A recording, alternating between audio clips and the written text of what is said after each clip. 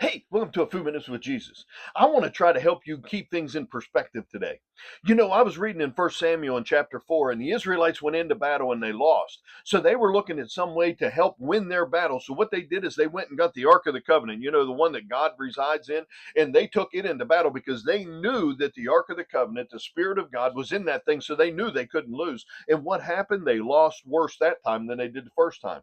Why? Because they had their faith in the object instead of the spirit behind it. But yet we do that every single day. We look at the cross, we wear it around our necks, and we have tattoos of it because we think somehow the cross is going to give us some kind of magical power. We read the words because we think that the words somehow will give us a magical power. But yet we forget the one who wrote the words. We forget the one who hung on the cross because he's the one that gives us the power. He's the one that changes our circumstances. And so that's what we can never forget.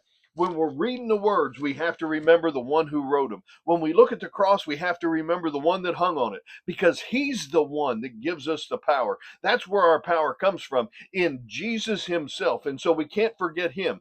Hopefully, you keep him in perspective today. Hopefully, this will change your circumstances. Remember, he loves you, and so do I. Be blessed, my friends.